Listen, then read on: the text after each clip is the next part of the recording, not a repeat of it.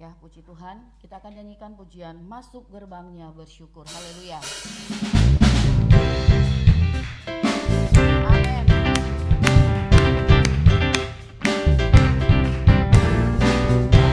Gerbangnya dengan penuh pujian, bersuka di hadiratnya, nyanyi besarkan agung namanya, puja kita sangkakala, musik dan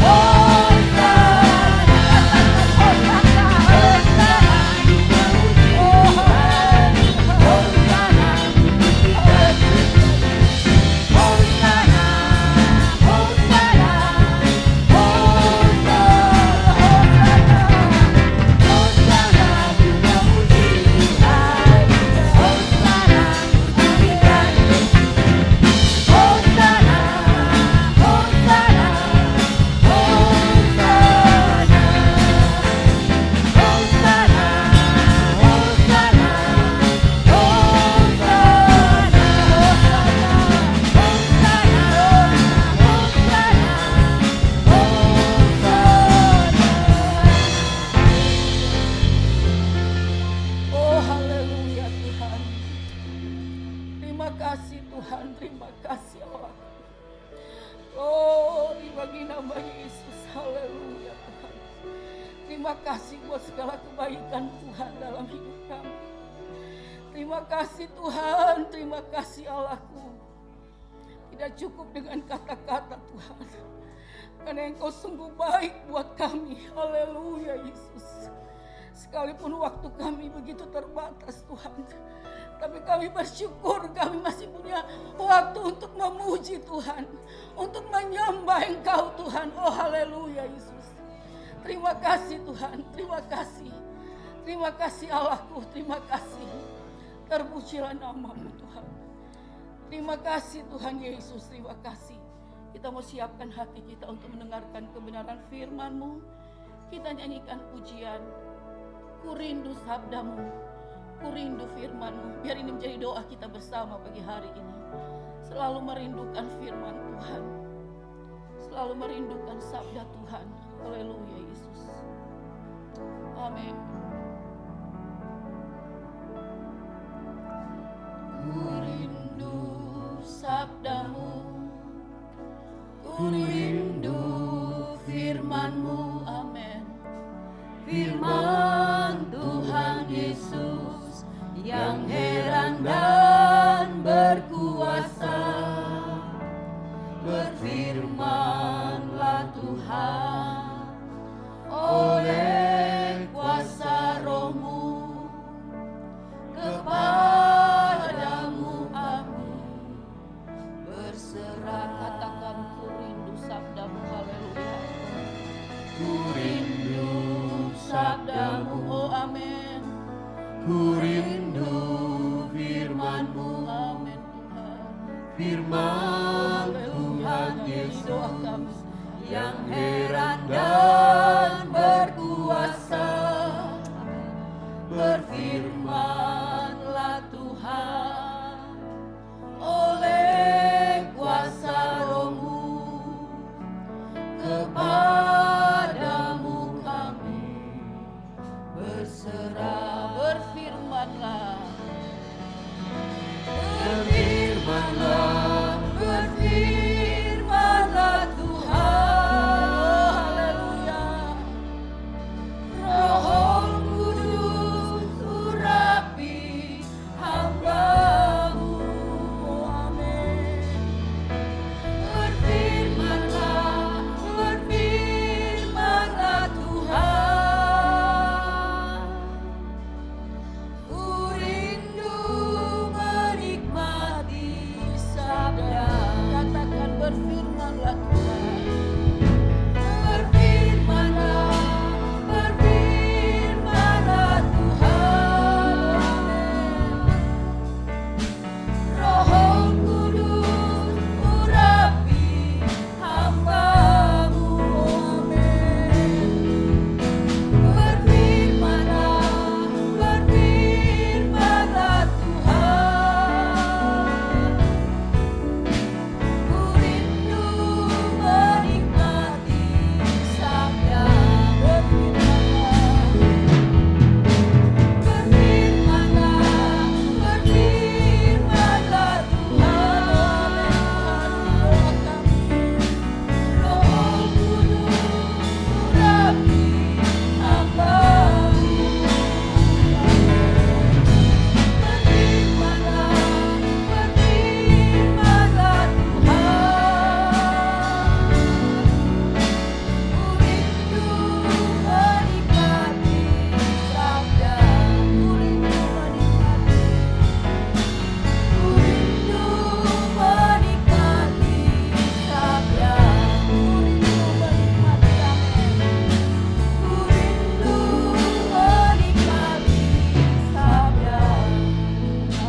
Haleluya Yesus, haleluya. Oh haleluya Tuhan. Glory, haleluya Yesus. Buat seluruh jemaat Kedoya, selamat melayani Tuhan, selamat memuaskan hati Tuhan lewat pujian penyembahan yang kita naikkan kepada Tuhan, dan selamat menikmati berkat Tuhan. Haleluya. Kita masuk dalam firman Tuhan, terambil dari 2 Raja-Raja pasal 7 ayat 1 dan ayat yang kedua.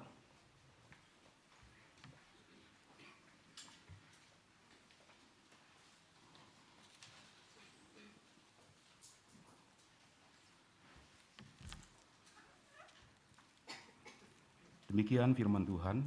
Lalu berkatalah Elisa, dengarlah firman Tuhan. Beginilah firman Tuhan, besok kira-kira waktu ini sesukat tepung yang terbaik akan berharga sesikal, dan 2 sukat jelai akan berharga sesikal di pintu gerbang Samaria. Tetapi perwira yang menjadi ajudan raja menjawab abdi Allah, katanya, sekalipun Tuhan membuat tingkap-tingkap di langit, masakan hal itu mungkin terjadi? Jawab abdi Allah, sesungguhnya engkau akan melihatnya dengan matamu sendiri, tetapi tidak akan makan apa-apa daripadanya. Haleluya. Saudara-saudara, atas apapun yang kita alami dalam hidup ini, kesesakan karena memang Tuhan luaskan itu dalam hidup kita, atau hukuman yang Tuhan berikan karena kita keluar dari kebenaran firman Tuhan. Kita jalannya serong dari kebenaran sehingga Tuhan memberikan hajaran. Tetapi saudara-saudara, apapun yang kita alami, di sini kita melihat hati Allah yang sebenarnya, hati yang penuh dengan kasih. Memang dia menghajar, tetapi saudara-saudara, kita membaca dalam Ayub pasal yang kelima, ayat 18 di sana dikatakan, karena dialah yang melukai, tetapi juga yang membebat. Dia yang memukul, tetapi yang tangannya menyembuhkan pula. Dia yang melukai, dia yang memukul, tapi dia yang membebat, dia yang mengobati dan menyembuhkan. Itulah Tuhan.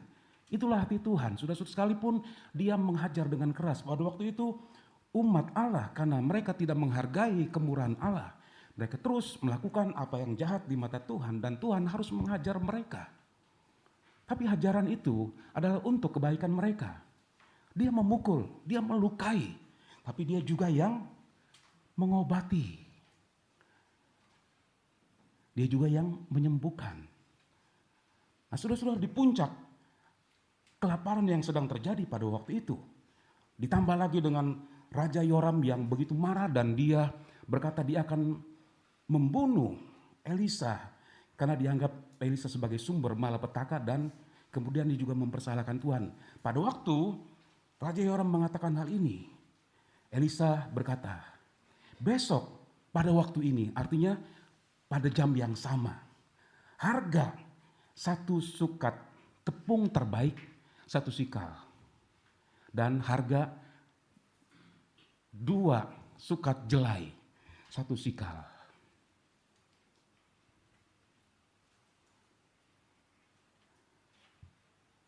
Haleluya. 1 sukat itu ukuran 12 liter. Jadi 1 sukat tepung terbaik 12 liter cuma 1 sikal. 1 sikal itu berat 11,4 gram. Kita sudah belajar beberapa waktu yang lalu. Kira-kira seharga Rp114.000 sudah dapat 1 sukat tepung atau 12 liter tepung yang terbaik. Dapat 24 liter jelai. Jelai itu sejenis gandum dan merupakan makanan untuk orang miskin. Harganya cuma 1 sikal. Bandingkan dengan keadaan pada waktu kelaparan itu terjadi, 1 kepala keledai saja 80 sikal perak, dan 1/4 kap tahi merpati itu 5 sikal. Sesuatu yang tidak punya nilai pada waktu itu, sangat mahal sekali. Tapi ketika Tuhan melawat umatnya, ketika Tuhan memulihkan umatnya, mereka dalam kelimpahan. 1 sukat tepung terbaik, saudara-saudara, cuma 1 sikal, murah sekali. Nah, Elisa mengatakan ini bukan untuk menenangkan hati Raja Yoram yang begitu marah, bukan untuk melembutkan hatinya, tetapi itulah waktunya Tuhan untuk memulihkan keadaan umatnya. Di puncak dari apa yang sedang terjadi, yang dialami oleh umat Allah, semua menderita. Dari anak-anak sampai pada orang tua, mereka menderita, banyak yang mati. Sesudah waktunya, maka Elisa menyampaikan apa yang dikatakan oleh Tuhan. Menyampaikan berita yang memberikan pengharapan. Sesudah kairosnya Tuhan. Jadi saudara-saudara, apa yang disampaikan oleh Elisa waktu itu bukan untuk menenangkan Raja Yoram yang sedang marah. Ya, seringkali dalam kehidupan sehari-hari, misalnya ada sesuatu yang terjadi, seseorang bisa marah, nah itu bisa dua hal. Yang menghadapinya dengan tenang, dia akan coba menenangkan, tapi yang menghadapinya dengan tidak tenang sehingga terjadi pertengkaran hebat. Nah, Elisa menyampaikan berita ini bukan untuk menenangkan hati Raja Yoram, tapi menyampaikan berita dari Tuhan. Nah, saudara-saudara, ada dua hal yang kita mau lihat pada pagi hari ini dari firman Tuhan ini. Yang pertama, dengarlah firman Tuhan. Dalam versi bahasa Indonesia masa kini, Elisa berkata begini, dengarlah apa yang dikatakan Tuhan. Elisa menyampaikan apa yang dikatakan Tuhan, besok akan terjadi pemulihan. Besok sesuatu yang dilihat oleh mata tidak memberikan harapan, tidak ada pertolongan. Umat Allah dalam keadaan yang memang benar-benar berada di titik yang paling rendah dan tidak ada harapan untuk mereka melihat pertolongan. Besok akan terjadi sesuatu yang luar biasa. Akan terjadi lawatan Tuhan. Elisa menyampaikan apa yang Tuhan katakan. Elisa bernubuat. Nah, saudara-saudara, kita akan melihat sebentar apakah nubuat itu, dari mana sumber nubuat, dan siapa yang menyampaikan berita dari Tuhan ini. Nubuat adalah berita yang disampaikan yang akan terjadi. Jadi sebelum terjadi disampaikan terlebih dahulu. Dalam bahasa Inggris dipakai kata prophecy, artinya nubuat. Itu berasal dari bahasa Yunani pro, artinya sebelum, panai artinya mengatakan. Jadi nubuat berarti mengatakan sebelumnya, mengatakan apa yang belum terjadi, mengatakan yang pada waktu ditentukan itu akan terjadi. Elisa menyampaikan besok akan terjadi sesuatu. Besok akan terjadi lawatan Tuhan. Dari keadaan mereka kelaparan, kemudian beralih kepada kelimpahan. Elisa menyampaikan berita ini. Nah, sumber dari nubuat ini adalah dari Tuhan sendiri. Kalau kita melihat dalam Ulangan 18, ayat 18,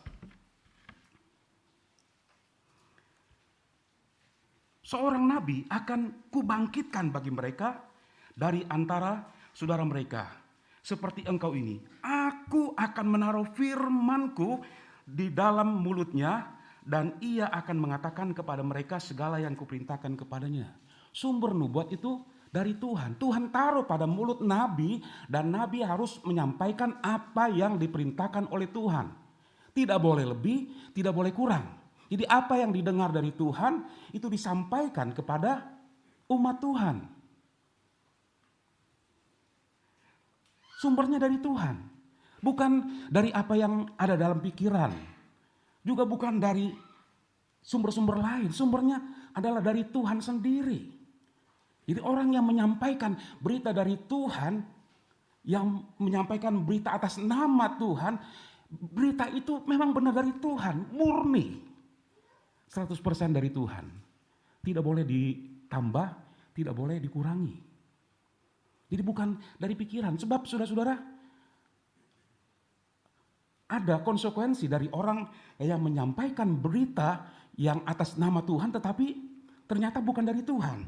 Kalau kita melihat di dalam ayat selanjutnya, dalam ayat yang ke-20 sampai 22 dari Ulangan 18, tetapi seorang nabi yang terlalu berani untuk mengucapkan demi namaku perkataan yang tidak kuperintahkan untuk dikatakan olehnya, atau yang berkata demi nama Allah lain, nabi itu harus mati. Jadi nabi yang menyampaikan berita yang tidak diperintahkan oleh Tuhan berbeda dengan apa yang diperintahkan oleh Tuhan. Jadi menyampaikan apa yang dipikirkan. Tuhan katakan kepada Musa, nabi itu harus mati.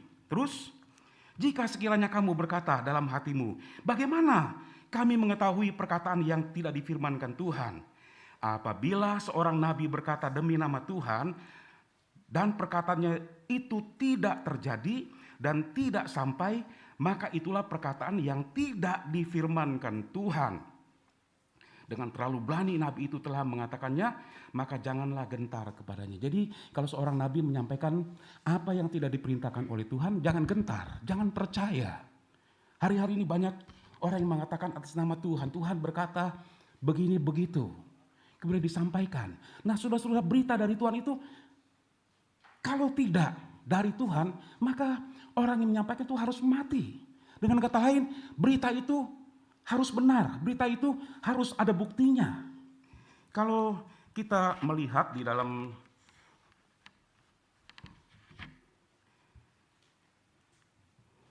kitab Yeremia 28 ayat 9, saya membaca dari firman Allah yang hidup.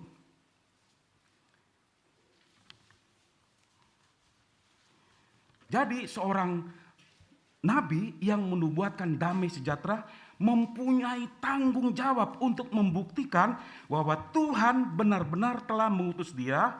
Hanya apabila pesannya menjadi kenyataan, maka barulah dapat diketahui bahwa ia benar-benar dari Tuhan. Jadi seorang nabi yang menyampaikan berita dari Tuhan, dia baru bisa dikatakan benar-benar nabi kalau apa yang dikatakan itu terjadi, terbukti.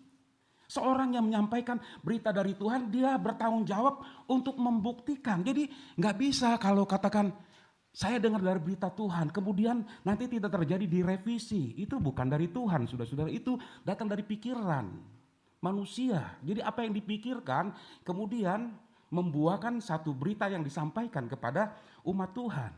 Nah, saudara-saudara, dari firman Tuhan ini kita melihat dengan jelas sekali bahwa berita yang dari Tuhan itu orang yang menyampaikan harus bertanggung jawab untuk membuktikan bahwa berita itu benar. Kalau nggak bisa dibuktikan berarti berita itu bukan dari Tuhan. Itu berarti nubuat yang palsu. Haleluya. Kalau tidak bisa dibuktikan, kalau tidak terjadi apa yang disampaikan, itu adalah nubuat yang palsu. Nah, saudara-saudara, kemudian kita melihat bagaimana kehidupan seorang nabi. Elisa adalah seorang nabi yang benar. Dia seorang yang hidup kudus. Kata kudus di sini memisahkan diri. Jadi dia hidup memang benar-benar untuk Tuhan. Dia hidup berbeda dengan orang biasa. Gaya hidupnya berbeda. Orang yang menyampaikan berita dari Tuhan, kalau gaya hidupnya masih dunia, kita perlu ragu, saudara-saudara.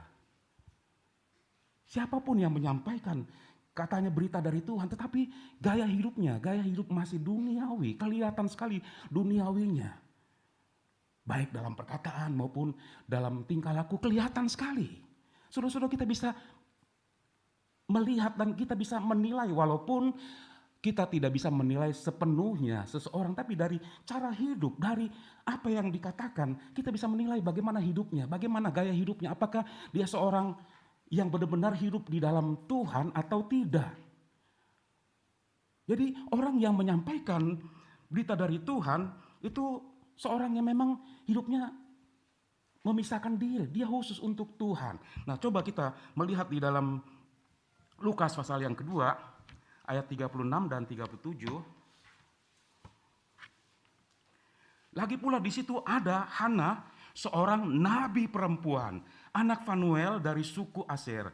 Ia sudah sangat lanjut umurnya, sesudah kawin ia hidup 77 tahun lamanya bersama suaminya, dan sekarang ia janda dan berumur 84 tahun. Perhatikan, ia tidak pernah meninggalkan bait Allah dan siang malam beribadah dengan berpuasa dan berdoa. Hana, nabi perempuan. Dia hidup untuk Allah. Tidak pernah meninggalkan bait Allah, artinya hidupnya untuk Allah, untuk Tuhan.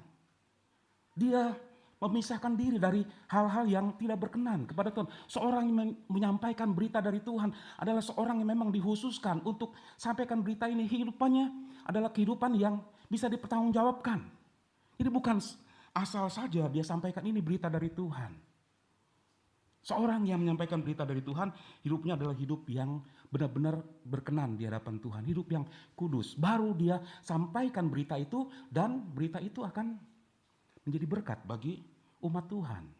Nah, saudara-saudara, saya mau membagi apa yang tahun 70-an Tuhan kerjakan dengan begitu luar biasa. Saya tahun-tahun itu berjemaat di Ketapang, masih remaja. Satu waktu setelah firman Tuhan disampaikan, seluruh umat Tuhan menyembah Tuhan, baik dengan kata-kata sendiri atau menyembah dalam bahasa roh. Pada waktu itu suasana ramai sekali, itulah Pantekosta zaman dulu. Ramai sudah-sudah, tapi nggak kacau. Semua larut dalam penyembahan. Saya waktu itu larut dalam penyembahan. Sementara kami semua yang ratusan orang ada pada waktu itu sedang menyembah Tuhan. Tiba-tiba ada suara yang saya dengar, itu suara Ibu Runkat, gembala senior di Ketapang. Dia mulai berkata-kata dengan bahasa roh. Suaranya pelan, tetapi mengatasi ratusan suara yang ada pada waktu itu. Ini mengherankan saudara-saudara. Tapi karena ini dari Tuhan, jadi saya bisa mengerti. Walaupun dia sampaikan tidak dalam emosi, dia berdoa dalam bahasa roh. Tapi suara itu mengatasi suara yang banyak orang, ratusan orang. Dari anak-anak sampai pada orang tua, semua menyembah Tuhan. Suaranya itu lebih besar sebenarnya, ya banyak orang itu. Tapi suara yang satu orang ini bisa mengatasi suara orang banyak. Nah, tiba-tiba pada waktu suaranya itu menguasai keadaan, dan jemaat waktu itu yang saya tahu tidak ada komando, langsung suaranya turun sampai tenang sama sekali. Kemudian mulailah disampaikan berita dari Tuhan itu. Itu nubuat saudara-saudara. Sesuatu yang datang dari Tuhan, dan orang yang menyampaikan berita itu adalah orang yang hidupnya berkenan di hadapan Tuhan. Kalau saya coba melihat kehidupan dari Ibu Runkat yang pada waktu itu sudah lanjut usianya, seorang yang memang hidupnya hari-hari untuk Tuhan, hari-hari berdoa. Walaupun tidak dari pagi sampai sore sekian jam itu berdoa terus begitu, tapi hidupnya untuk Tuhan. Orang yang menyampaikan berita dari Tuhan adalah orang yang hidupnya khusus untuk Tuhan. Dan dia sampaikan berita itu. Ketika berita itu disampaikan, maka itu memberkati banyak orang. Elisa, di puncak dari kelaparan yang sedang terjadi, dia katakan, besok pada waktu yang sama, pada jam yang sama, akan terjadi lawatan Tuhan. Kemudian kita melihat yang kedua,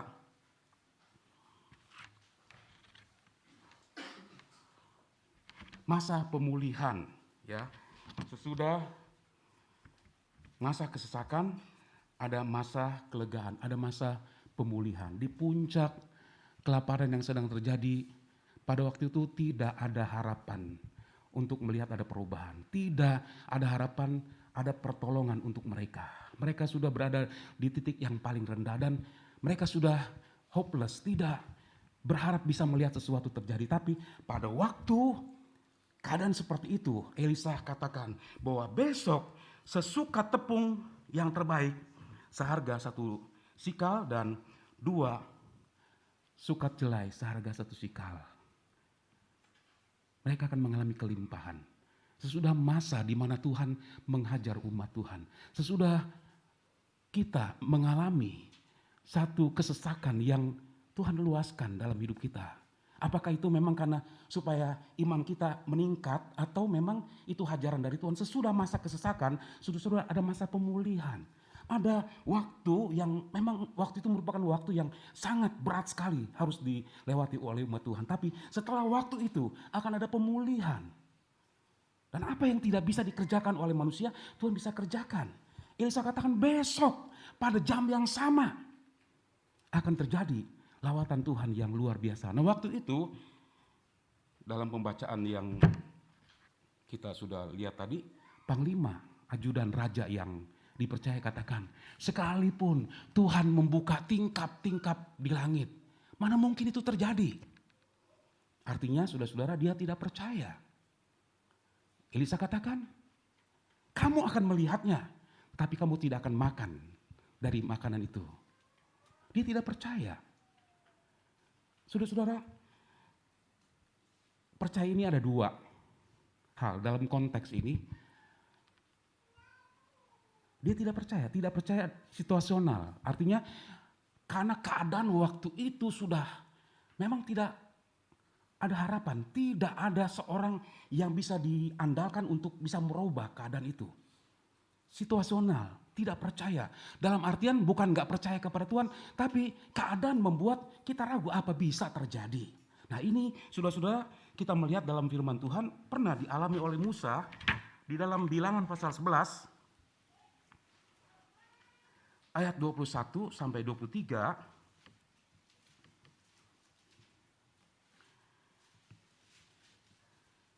tetapi kata Musa, bangsa yang ada bersama aku ini berjumlah 600.000 orang berjalan kaki. Namun engkau berfirman, daging akan kuberikan kepada mereka dan genap sebulan lamanya mereka akan memakannya. Dapatkah sekian banyak kambing, domba, dan lembu sapi disembeli bagi mereka sehingga mereka mendapat cukup? Atau dapatkah ditangkap segala ikan di laut bagi mereka sehingga mereka mendapat cukup? Tetapi Tuhan menjawab Musa, masakan kuasa Tuhan akan kurang untuk melakukan itu? Sekarang engkau akan melihat apakah firmanku terjadi kepadamu atau tidak. Pada waktu itu bangsa Israel yang saudara-saudara kalau kita melihat kehidupan mereka di padang gurun, mereka mendapat perhatian dari Tuhan, mereka dipelihara oleh Tuhan. Tapi rupanya mereka nggak puas makan mana saja. Sehingga mereka berteriak kepada Musa minta makan daging. Nah waktu itu mereka berada di padang gurun, satu keadaan yang memang tidak memungkinkan untuk sekian banyak orang memakan daging. Tetapi waktu itu Tuhan katakan pada Musa, aku akan memberi mereka makan daging. Sebulan penuh mereka akan memakannya.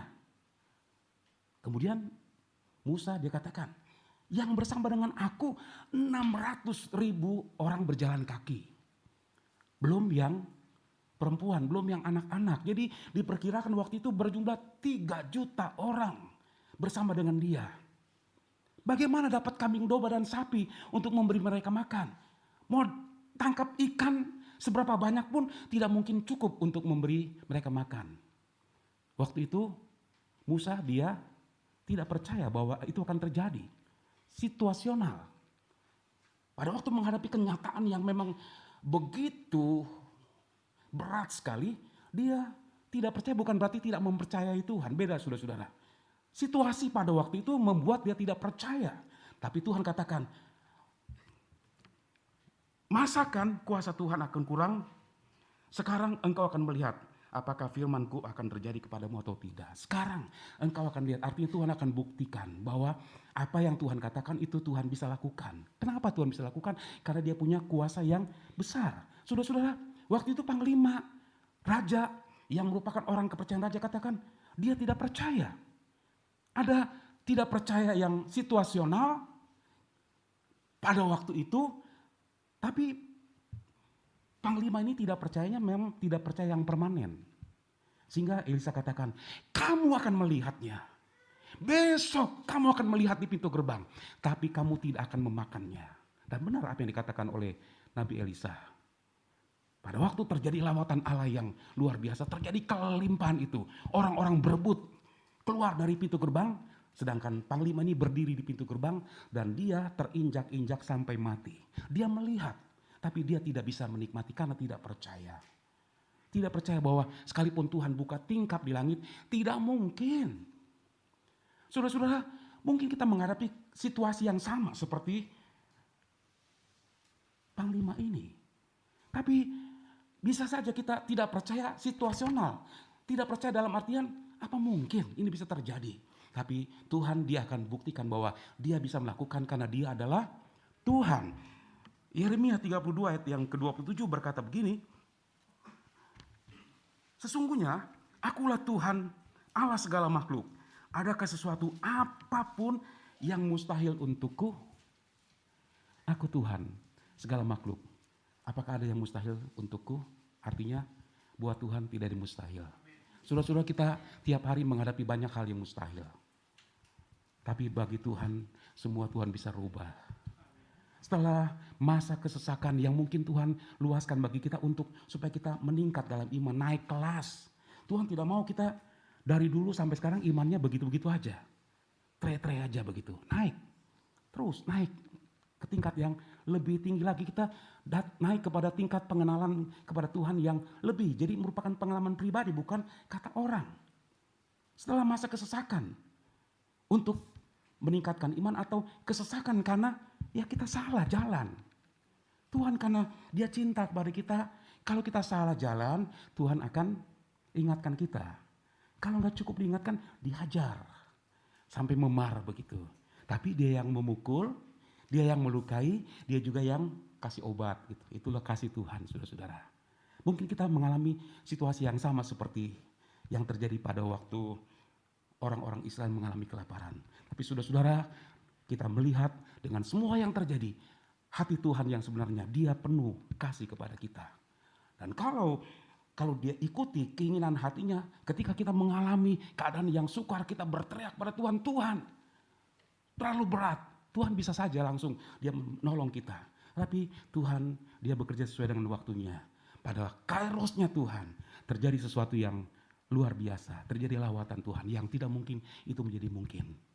Saudara, mungkin kita sedang menghadapi satu keadaan di mana sekarang ini tidak mungkin terjadi. Dilihat dari sudut manapun, dari pandangan manapun tidak akan terjadi. Kalau kita bicara kepada seorang, orang itu pun mungkin akan katakan tidak mungkin terjadi. Apa yang tidak mungkin buat Tuhan itu mungkin. Haleluya. Kiranya firman Tuhan pada pagi hari ini akan memberikan iman dan harapan yang baru kepada kita apapun yang sedang kita hadapi pada hari-hari ini. Puji Tuhan, Tuhan memberkati kita semua. Kita menyanyikan sebuah pujian. Percaya saja, semua pasti jadi, percaya saja.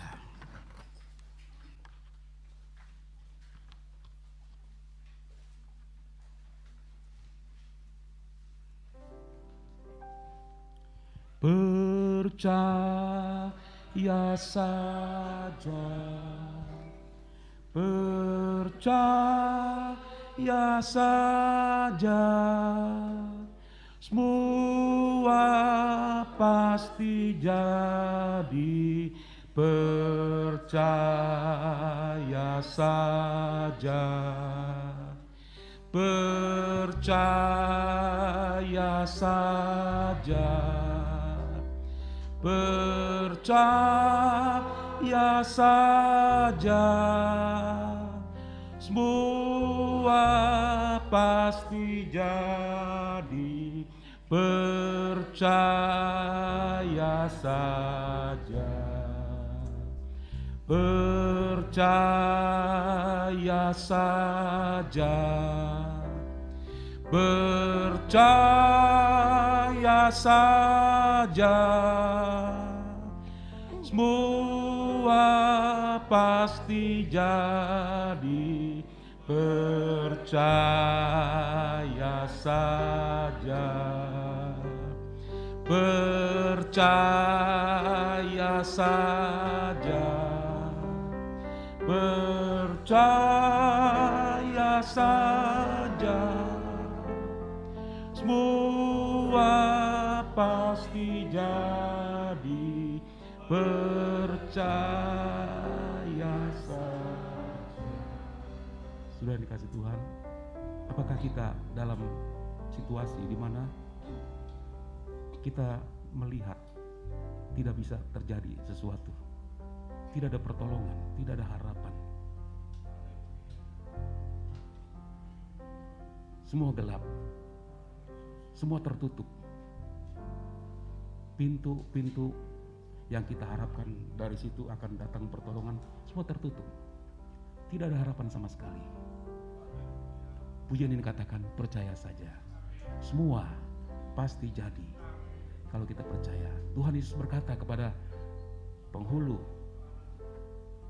laskar, jadilah kepadamu seperti yang engkau percaya. Nah, saudara, apa yang kita percaya? Di situasi sulit, ketika kita percaya kepada Tuhan, percaya kepada firman Tuhan, percaya kepada janjinya, semua pasti jadi. Sesuai waktunya Tuhan, sesuai kairosnya Tuhan. Kalau memang itu sudah waktunya Tuhan untuk melawat kita, Dia sanggup memutar balik keadaan yang tidak mungkin menjadi mungkin, yang gelap jadi terang. Itulah Tuhan. Dia adalah Tuhan segala makhluk. Tidak ada sesuatu yang mustahil buat Tuhan. Kalau saudara-saudara kita ada dalam satu situasi atau kondisi seperti ini, mari kita percaya. Jangan kita tidak percaya seperti panglima ini, tidak percaya permanen. Dia tidak percaya sekalipun Tuhan buka tingkap di langit. Apakah mungkin bisa terjadi? Dengan kata lain, dia tidak percaya itu akan terjadi. Sehingga dia melihat memang apa yang Tuhan nyatakan, tapi dia tidak mengalami apa yang Tuhan kerjakan. Hanya percaya saja, membawa kita melihat kemuliaan Tuhan. Mari kita berdiri bersama-sama, nyanyikan pujian ini dengan iman kepada Tuhan. Percaya saja, percaya saja, semua pasti jadi. Percaya saja, percaya saja, percaya saja, semua pasti jadi. Percaya saja, percaya saja, percaya saja, semua pasti jadi. Percaya saja, percaya saja, percaya saja, semua pasti jadi. Percaya saja. Mari yang percaya nyanyi sambil angkat tangan kita kepada Tuhan. Katakan dengan iman, Tuhan, saya percaya firman-Mu, saya percaya janji-Mu, saya percaya kepada Engkau Tuhan. Engkau adalah Tuhan segala makhluk. Bagimu tidak ada yang mustahil. Engkau sanggup merubah apapun keadaanku pada saat ini ya Tuhan. Haleluya. Percaya saja, percaya saja. Oh, percaya saja. Haleluya. Percaya saja, semua pasti jadi. Percaya saja, percaya saja, percaya saja, semua pasti jadi.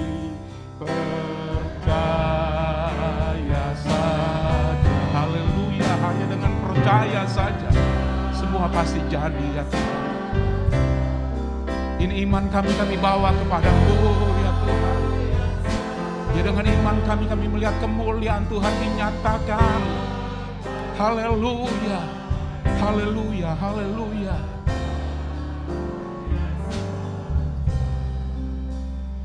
Dia sanggup, Yesus sanggup melakukan perkara yang besar. Dia sanggup, Yesus sanggup memulihkan yang terluka, menyembuhkan yang menderita. Dia sanggup memulihkan hidupku. Dia sanggup, Yesus sanggup melakukan perkara yang besar. Dia sanggup, Yesus sanggup memulihkan yang terluka, menyembuhkan yang menderita. Dia sanggup memulihkan hidupku. Yesus sanggup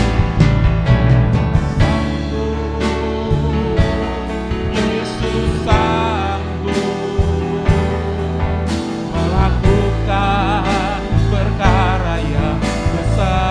Dia sanggup, Yesus sanggup memulihkan yang terluka, menyembuhkan yang menderita. Dia sanggup memulihkan hidupku.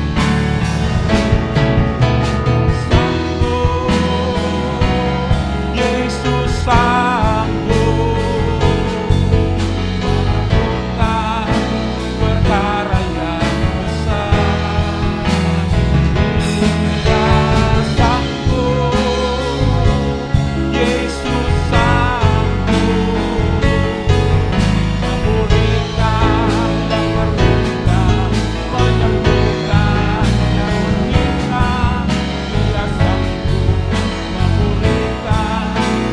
Katakan lagi, Yesus sanggup melakukan perkara yang besar. Haleluya. Masalah besar apa yang sedang kita alami? Dia lebih besar dari semuanya. Dia sanggup mengerjakan perkara yang besar. Haleluya. Bawa percaya kita kepada Tuhan. Bawa percaya kita kepada Tuhan. Supaya percaya kita membawa kita melihat kemuliaan Tuhan. Haleluya. Tuhan adalah Tuhan di atas segala kemustahilan. Yesus, Engkau sanggup melakukan perkara yang besar.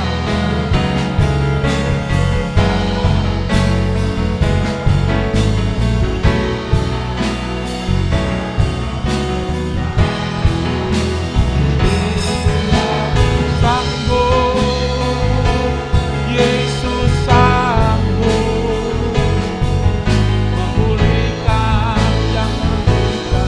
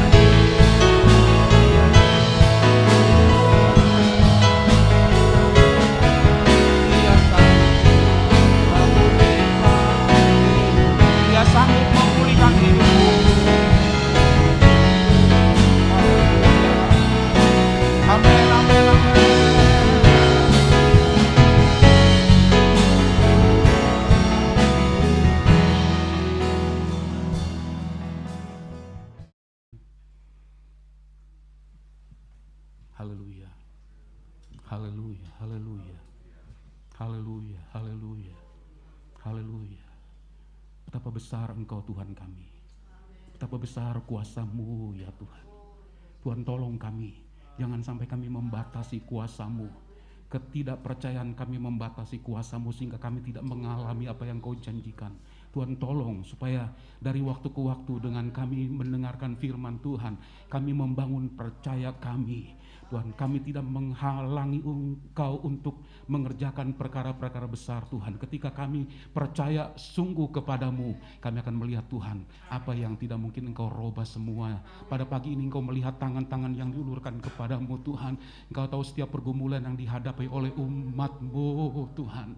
Kami hanya bisa mendengar kalau mereka menceritakannya Tuhan, tetapi Engkau sekalipun mereka tidak menceritakannya, hanya dalam hati mereka Tuhan, mereka berdoa kepadamu, Engkau juga bisa mendengar. Seperti Hana ketika dia dalam duka cita, dia tidak bisa mengucapkan kata-kata dalam doanya, tapi hatinya berdoa kepadamu. Engkau mendengar ya Tuhan apa yang didoakan dalam hatinya. Begitu juga umat-Mu pada pagi hari ini Tuhan, mungkin tidak terucap lagi dengan kata-kata karena begitu beratnya pergumulan yang sedang dihadapi, tapi Tuhan Engkau dapat melihat hati ini, Engkau dapat mendengar doa yang dinaikkan dari hati kepadamu.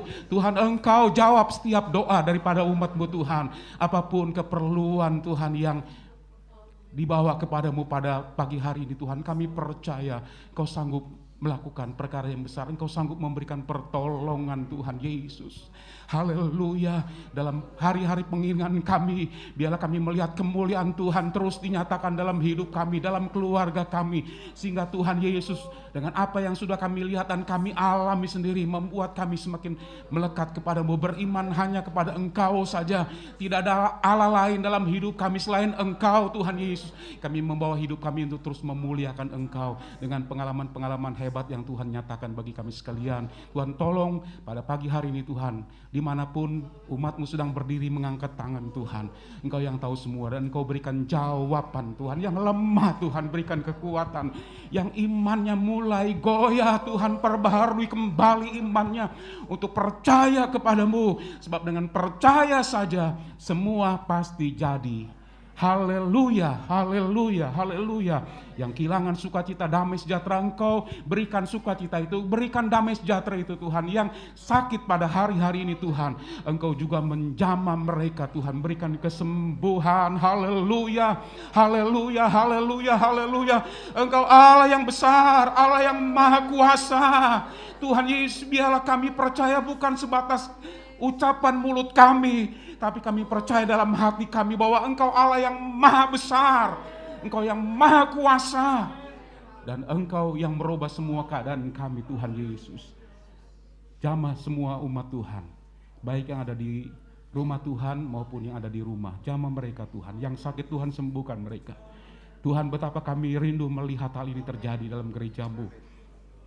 Kami hanya punya iman ya Tuhan. Kami hanya punya iman yang kecil, tapi iman ini kami bawa kepadamu. Iman kepada Engkau Tuhan akan membawa kami pada pengalaman yang dahsyat. Kami melihat kemuliaan Tuhan dinyatakan dalam rumah-Mu ini Tuhan.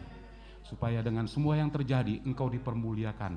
Dan banyak orang akan datang dan percaya kepada Engkau saja Tuhan Yesus. Terima kasih Tuhan. Terima kasih, terima kasih. Memberkati seluruh umat-Mu sepanjang minggu ini Tuhan. Dalam apapun yang dikerjakan, Engkau bersama-sama dengan seluruh umat-Mu Tuhan. Dari anak-anak sampai pada orang tua. Semua yang dikerjakan tangan kami diberkati oleh Tuhan. Diberkati dengan berlimpah-limpah jasmani rohani.